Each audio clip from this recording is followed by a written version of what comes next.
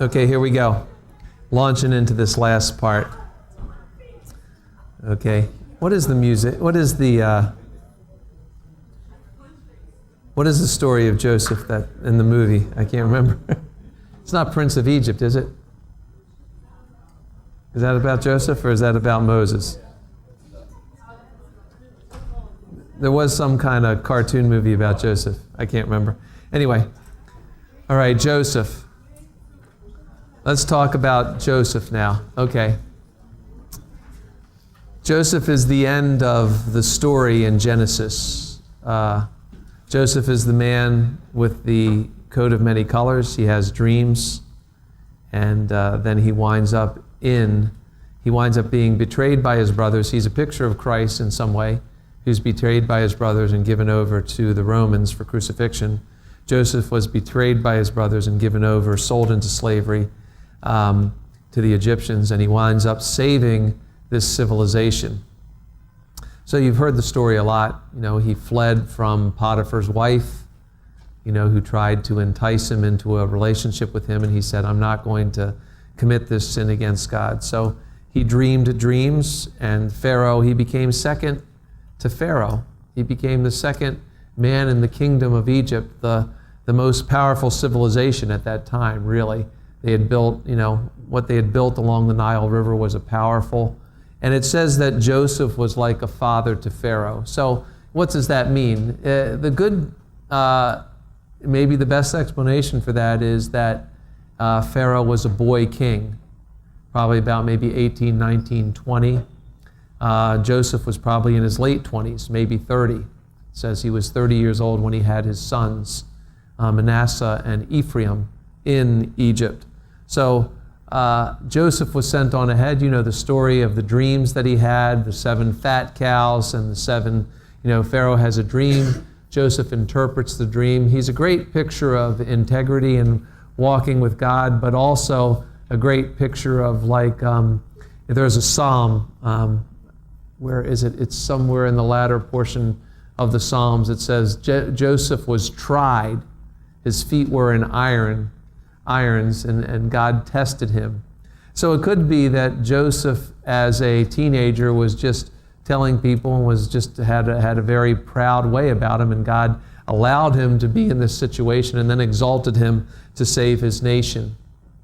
Because there was a famine in Canaan, and Jacob and his family was falling apart. So Joseph, you know, the latter part of the book of Genesis deals with this person, Joseph, and how he winds up in Egypt and how he becomes the second, and his total government takeover. It's like kind of an interesting kind of thing if you read the end of Genesis and you read how the famine progressed and how all of a sudden Pharaoh owned everybody and everything in Egypt. All right? So, you know, where do we have some of the most prolific government takeover stories in the whole world? It's in the end of Genesis. By the end of the famine, Joseph owns every person, every field, every animal. It all belongs to Pharaoh. And what do you say? That sounds like communism to me. I think you're right. I'm not going to deny it. I'm reading the Bible, and this is what happens. And later on, there comes a Pharaoh who does not know God. There's a forgetting that happens. Joseph saved the civilization with his plan to save a fifth of all the harvest during the plentiful years, so that during the 7 years when there was no food, there was all this stored. They stored as much grain as the sands of the sea. It says Joseph built these cities all over Egypt to store grain for the famine that was coming. And I can just imagine what some of the people were saying, and Pharaoh is the guy who's put Joseph in charge. What are we doing? This can't be right. It's like, save for what? And then it came. And so it's kind of interesting. Now, this is the kind of interesting thing. So you notice, Joseph's story. So I want to give you, like, we've talked a lot about men and we got ladies in our class, so I got to give you like a woman. Like, who's like an amazing woman in Genesis? Well, we have Sarah, we have Rebecca, we have, we have a lot, but then there's Leah. And you know the story, right? How it went with Leah? Now I connect Leah to Joseph because Joseph was sold into slavery, and how did Joseph manage to survive that situation, that difficult situation, being betrayed by his brothers? Well, someone knew something about living in a difficult family situation and being betrayed, and it was the mother of his brothers, Leah. Now, Joseph was the first son of Rachel. Now, Jacob longed for Rachel. He worked 7 years. It was like a day to him because Rachel was so well-formed and beautiful. That's the way Genesis puts her description. It says that Leah had soft eyes. That's what it says. It says Leah had weak eyes, but there's like an argument about what that means. It could mean that she had compassionate eyes. It could mean that she had compassionate eyes, that she cried a lot, maybe. And if you had been given to a guy and then all of a sudden your sister and your husband doesn't like you, but he sleeps with you anyway, that's like a recipe for dysfunction, you know? And so we have that. But Leah, I say Leah has legacy because of the way she names the boys that are born to her. Now Rachel is barren for several decades, or I don't know how many decades, but she has Joseph. Joseph is Rachel's son, but Joseph means I want another one. You know, Rachel was so, she says, I got one son, but that's not enough for me. And Leah's names mean something. Reuben is one of her sons. Reuben, Simeon, Levi, Judah, Issachar, and Zebulun. These are the 6 sons that were born of Leah. And it says that she had a vision of the sun. Reuben is a vision of the sun. Simeon is God hears and answers prayer. Levi is union. God joins us together. Judah is the God's praise. I sing God's praise. Issachar, God rewards. And Zebulun mean God dwells or God habitation. Every one of these names has something to do with the Lord. Joseph means I want another one. That's what Rachel named her boy. You know, so Rachel was the one that was favored by Joseph. Leah was the one that went through the torture of having her sister in the house with her and her, sharing a husband. Can you imagine that? It's like they have TV shows about that now. That's really wicked, awful. But sharing this husband, and then God blesses her. But this is, and I'm thinking, the thing that happens, though, at a certain point in the life of all these people, Jacob, Leah, and all the sons, Leah gives birth to Benjamin, and she dies in that childbirth. She dies in that childbirth. And in dying in that childbirth, there's Leah in the picture as the mother of the whole household. There's Joseph, and there's Benjamin, but their mom is gone. And I can see that Leah is, in this home, Leah is talking to these boys, teaching these boys, telling these boys. They heard the story. What did Joseph learn about perseverance and about hard things? I think he learned them from his brother's mother, So his father's, so Leah is in the home, Joseph is in the home, Benjamin and Joseph are really being raised by Leah, not by Rachel, because she's buried under a tree.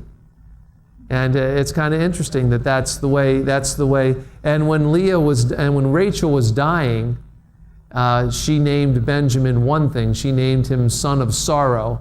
But Jacob said, that's not what this is. This isn't a son of sorrow. This is going to be a son of my right hand.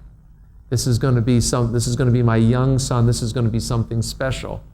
And so we could see, I know Rachel, I don't know what her spirituality was, but it's obvious, how she named her boys meant she got her husband, she wanted something, she got very jealous about Leah having sons, and she couldn't have sons, but I think this is who was a major player in Joseph's life. I think I would say that Leah probably was. Yes.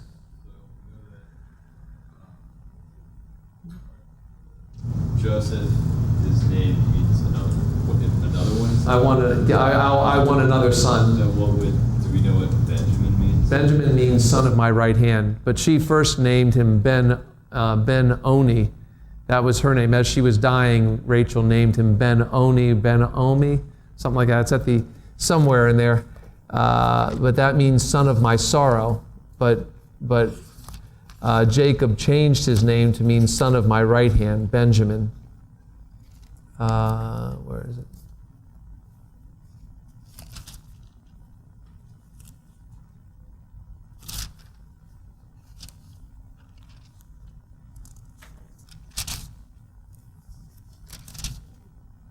I can't really. Joseph's dreams.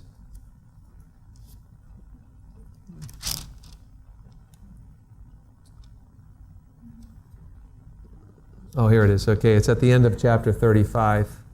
The birth of Benjamin cost Rachel her life in verse 18. She called him Ben-Oni, which means son of my sorrow. But Jacob changed the name to son of my right hand, the place of honor. So that's 35:18 of Genesis. So, okay, how you doing? You all right? Okay. All right, so this is kind of interesting. Now we transition here. If you go to the last book of Genesis, last chapter, it says the final words in Genesis are in a coffin in Egypt. That's where Joseph was. Joseph died. That's the way Genesis ends. Joseph is in a coffin in Egypt. He said, "You will take my bones." They're going to save his bones for 430 years. Or maybe a little bit less than that, because I'm not sure how long after Jacob and all of his family. 70 persons came to Egypt, settled in the land of Goshen, which was the best part of the Egyptian territory. But the first words in Exodus are the fruitful, abundant, multiplying, and mighty. This is the words that are used in verse 7. The children of Israel were fruitful, they increased abundantly, they multiplied, grew exceedingly mighty, and the land was filled with them. So the end of Genesis ends with the death of Joseph, and the beginning of Exodus begins with the people of Joseph and Jacob becoming a powerful force to be reckoned with. And it says that here there was a new king over Egypt who did not know Joseph. So he did not know the legacy of what had happened and how Joseph saved the nation and how all these multitude of people were related to the fact that Joseph came and gave a plan for saving Egypt. So this was the first thing. Why is Egypt judged so harshly? Their very existence they owed to the father of this family of people that were becoming bigger and bigger. And so therefore we have a nation that's growing, and then we have a nation that's starting to groan because the Pharaoh is starting to exercise some authority over them and try to keep them in their place, making them slaves, enslaving them. All their service in which they made them serve was with rigor. So all manner of service in mortar, in brick, and all matter of service in the field, bitter bondage. Bitter, they tried to make their lives with bitter, hard bondage, trying to control this multiplying group of people that had come to them and that were living in there. So Exodus, the point of this is redemption. In Israel, in Genesis, we have the election of the nation. Now we're looking at the redemption of this nation, pulling them out of the place where they are in bondage.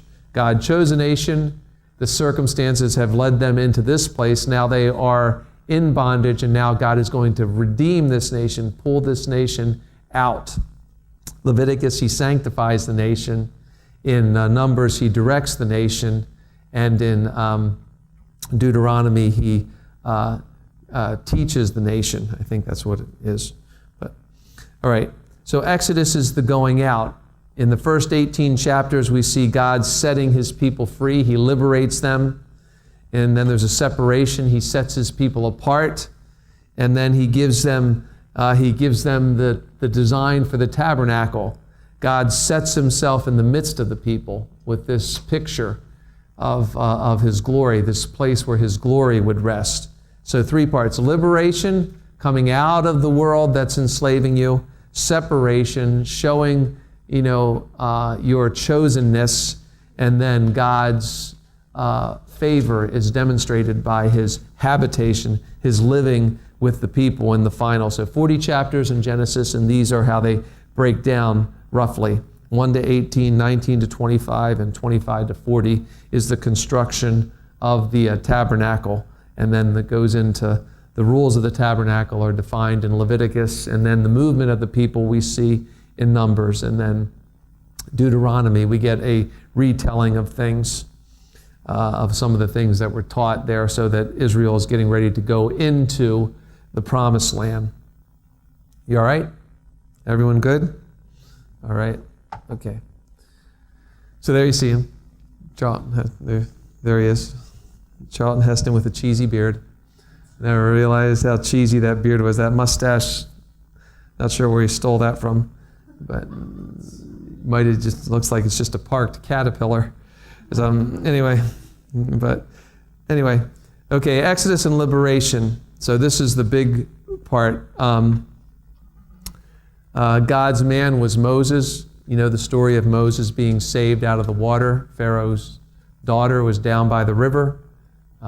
There was one of the things that was worshipped in Egypt was the crocodiles that were in the Nile.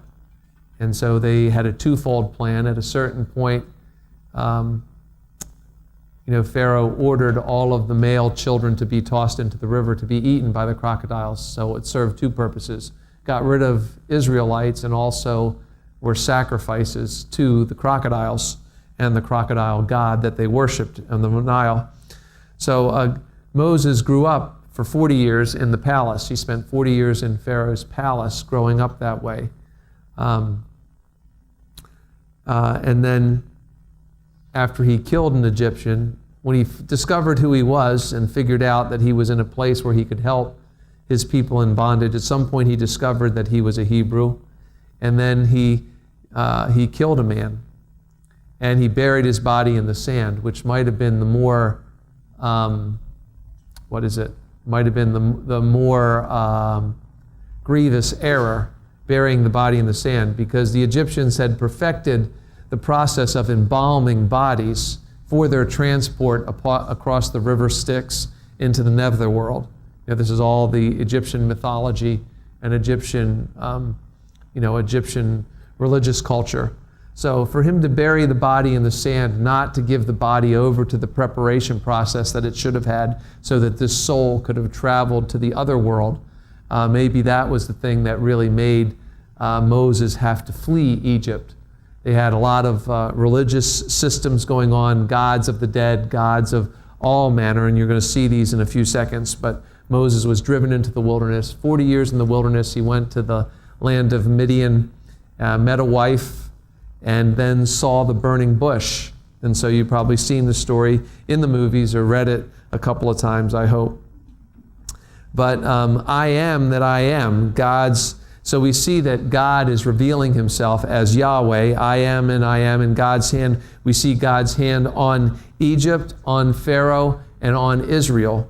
On these 3, God's hand is on all this. In 3:20, it says that several places we see this. And so I will stretch my hand and strike Egypt. And it says, I will strike Egypt with all my wonders, which I will do in its midst. And after that, Pharaoh will let you go. So we see God's hand. This phrase, God's hand, appears several places throughout this book to talk about God's hand putting himself into this situation. And why? Because the people groaned. They cried. Remember, they asked for this deliverance. When we're reading the other chapters and they're talking about, why did you lead us out, Moses? Why did you open the sea so that we could get to the other side. Why did you do that? Well, actually, God heard you.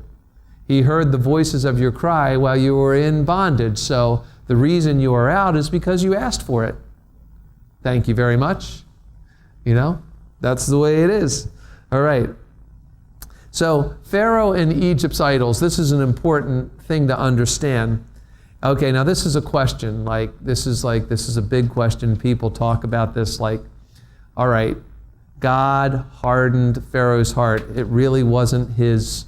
This is these are words and these are phrases that talk about things that we can't understand. Basically, decisions against truth lead to consequences. So Pharaoh's decisions against truth he says that all you really need to know about Pharaoh is captured in this statement in Exodus 5:2. Who is the Lord? Who is the Lord that I should obey his voice to let Israel go? I do not know the Lord, and I will not let Israel go. So if you're wondering why Pharaoh's heart is hard, it's because he doesn't have any fear. Why should he have fear? Well, go back to the other first statement from the first chapter. He did not remember Joseph. Joseph came, the God of Joseph revealed dreams, the wisdom he had. That previous Pharaoh had said that, Joseph has in him the Spirit of God. So where are we going to find? This guy has the answers. He hears from God. And so how that gets disconnected in a culture is a mystery to us. But this was not, Egypt was a great place of great record keeping. You could have gone back in the records and the hieroglyphs and finds all the things that are on the walls and the tombs there. He could have found out about who Joseph was and how he saved the empire. So Pharaoh's heart was not so much hardened by God as it was hardened by his decision to neglect the history of what was behind. Those who ignore history are doomed to repeat it. That's a famous quote. I'm not sure how it applies here, but he ignored history and he was doomed. You could just stop it right there. So there was resistance, there was no fear of the Lord, so no wisdom. And like clay hardens in the sun, you ignore the sun and we can grow hard. It's just a play on words there. Okay, so the progression of plagues, this is the interesting thing. The progression of plagues, this is Moses comes in to Egypt, and we'll get back. I like doing this last part of this class because, I know you're a little tired, but talking about flies and lice and frogs and that kind of stuff is kind of cool, isn't it? Maybe not, I don't know. You're going to see something really interesting in a minute. I promise you, something really interesting, okay? Are you ready for it? You're not? Rebecca, you're not ready for something really, this? Bloody water. These are the names of the gods. Nilus, the sacred river god. Every one of these plagues had a supernatural connection to it. God is just not bloodying the water. Well, let's see if this works. Let's see if that works. God is directly saying, okay, I sent a man to Egypt. My man's communication with me saved this empire. But do they worship me? Is there a temple to the God of heaven here? No. But there's a temple to the God of the sacred river, Nilus, crocodile god, I think that's the one it is. But anyway, bloody water. And it makes sense, bloody water. That's the first one. The next one is the goddess of fertility. Why would a frog be the goddess of fertility? You ever see how many eggs a frog produces when it produces tadpoles? If you have a pond near you, they don't have so many ponds anymore. We used to have a pond, and you could see every now and then you'd get in there and you'd look at, there's the algae, and then you'd see all these little things that look like little eyes just covering. What are those? Those are frog eggs. They're going to be tadpoles. So Hecht was the goddess of fertility. So when the frogs jumped all throughout that, it was designed that God was going to make the goddess of fertility. The whole land stunk because of the piles of frogs that they had to pile up in there. Kind of interesting, huh? Okay. The next one is my favorite, Seb, the god of the earth. Yes, Sebastian. Seb. And how he manifests himself is in lice for some reason. You're going to, in a couple seconds, I'll show you something in a minute. the lights, gnats, little gnats, and the god of the earth, Seb. So they worship the god of the earth. Now this next one, the flies or the beetles, were actually beetles. And this is Kephara, the sacred scarab. Now this is a dung beetle. You know what a dung beetle does, right? You know what a dung beetle does? It makes like piles of poop and rolls it into little balls, and it like sort of like an acrobat. It runs and moves them around a little bit. Really, it does. That's the truth. You can watch it on Animal Planet or something. But they make, you know, they form little round balls of poop, and they run across the top and they move it. The Egyptians saw this and say, wow, that must be the way the earth moves, or the moon moves. The earth moves like that. It's like, so they worshiped this sacred dung beetle because of, you know, they thought that this was the way planets moved and stuff like that.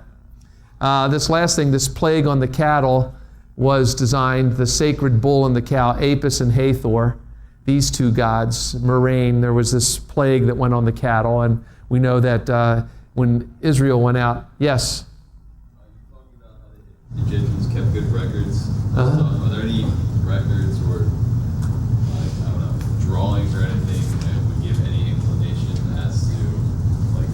If Joseph was real there, if it was there? Yeah, like the plagues or any, like the slavery or anything like that. Yeah, there is. There is drawings. They have found drawings of like things that happened, particularly before the plagues, not necessarily due to the plagues. They were just hanging on for dear life here. Basically, their whole culture collapsed here. Now, this is kind of interesting. These are the gods. That's the frog god there.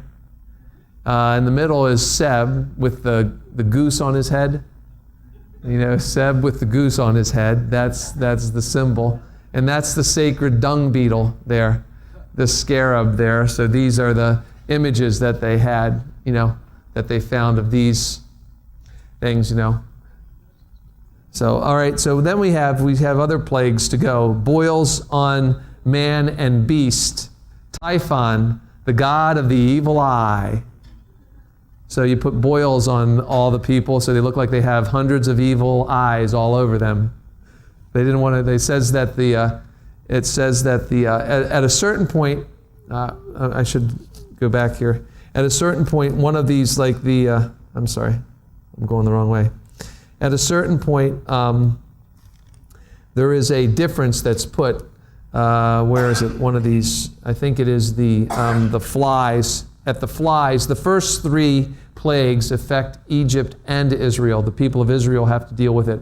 But after that one, God starts to put a difference, and the plagues no longer affect the people of Israel.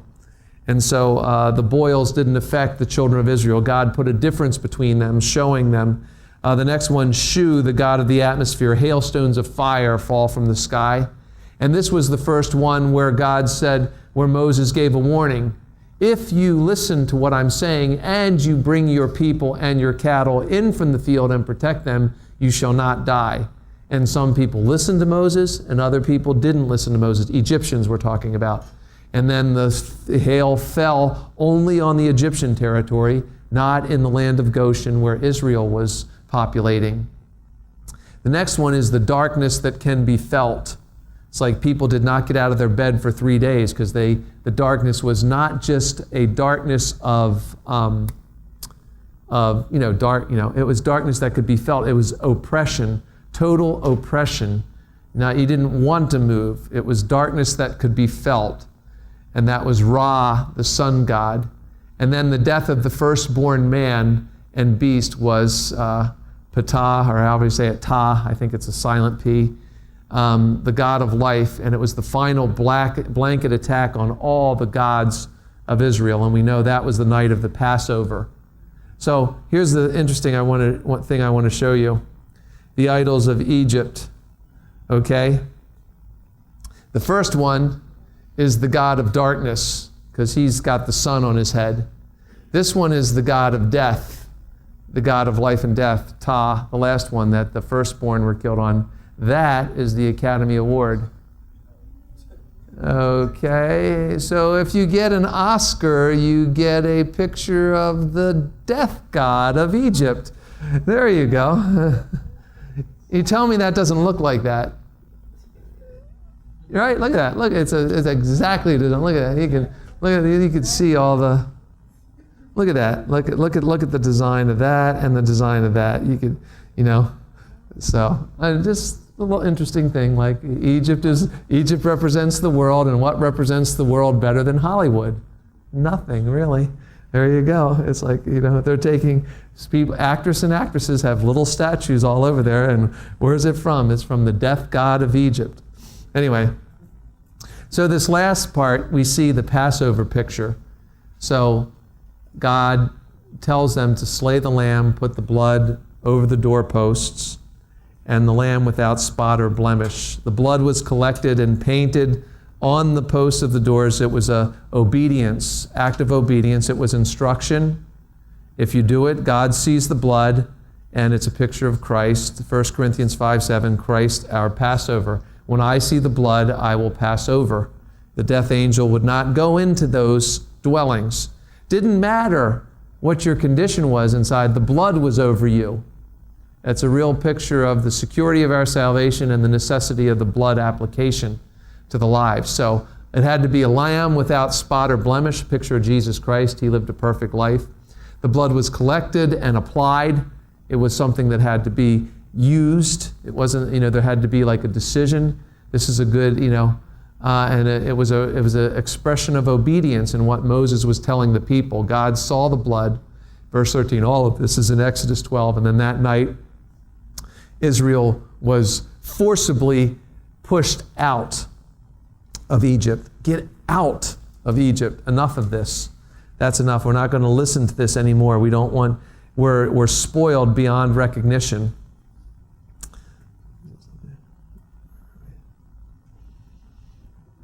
Okay. We're spoiled beyond recognition. So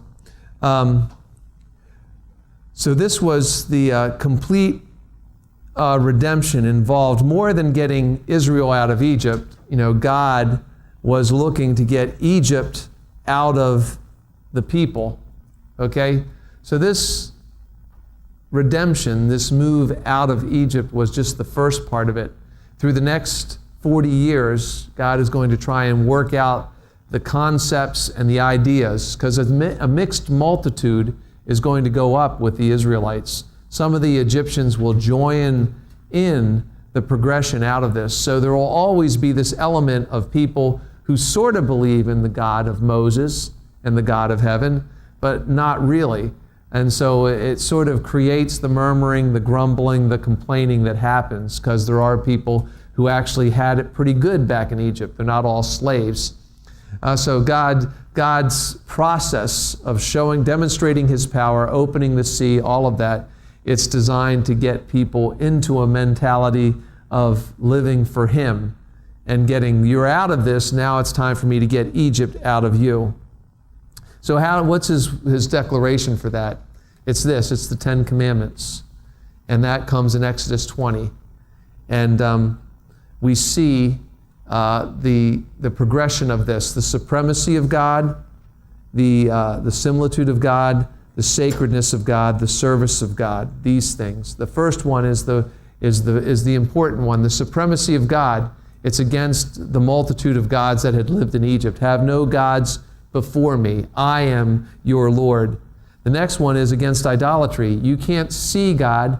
Don't try and make an image of what He is. Don't make an idol. And the sacredness, don't take His name or His nature in vain. Don't do empty things in the name of God.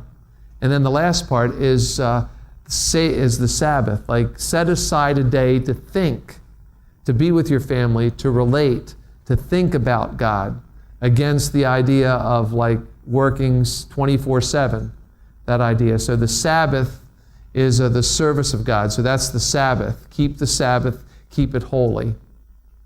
Don't take the name of it. So these first four are really these things. If these things are in order, then the rest of it is really, so there's 10. Really, it's all you need. If these four are obeyed, then the other ones aren't such an issue. But because of the nature of man, He gave 6 more. He gave 6 more. Oh, I got that out of order. That was the applying the blood. That should have been before this one. All right. Put it in the wrong place in the order. Sorry. All right. So the next 6 commandments are talking about man. No disrespect for your parents. Honor your father and your mother. That's the first commandment with promise. If you want to live a long life, honor your father and your mother. It doesn't say obey. You obey your parents to a certain point, but there's always honor for them. And then God is, the similitude of man to God, that's against murder. You shall not kill. The sacredness of man against adultery. The idea of one man, one woman, there's a sacred thing there. The service of man against you shall not steal. And the service of man, his person, against lying, you won't bear false witness. And then the service of man in terms of coveting his possessions, like, no, thou shalt not covet. So these are so back to that, the first 10. The progression is like, if you have this one in order, these in order, supreme God, no idols, no vanity in your relationship, and understanding of God's rest and the meditation, the thinking of that, then the rest of these are not going to be an issue. Not going to be an issue. Respecting your parents, you'll understand that. So the relationship, the knowing part of God leads to an identity of your being in God, and then that leads to a practice of doing for God. So those 3 things are wrapped up in the 10 commandments there. Now, this is just an interesting kind of thing, just the progression of how this happens.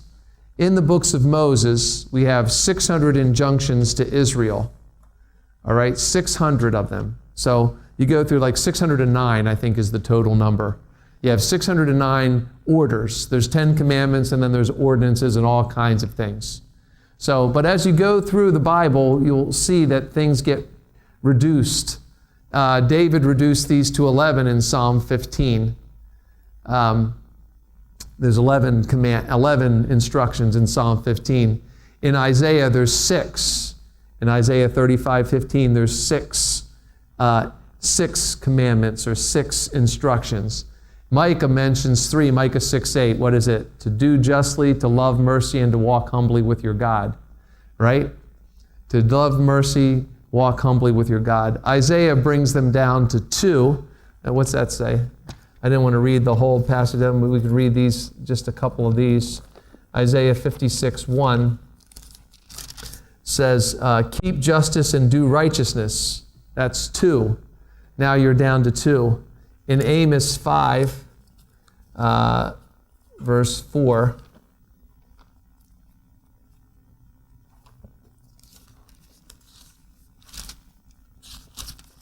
I got to find Amos. That's awesome. Got to find him. Where is he? Read my whole Bible and I'll find him somewhere. Right?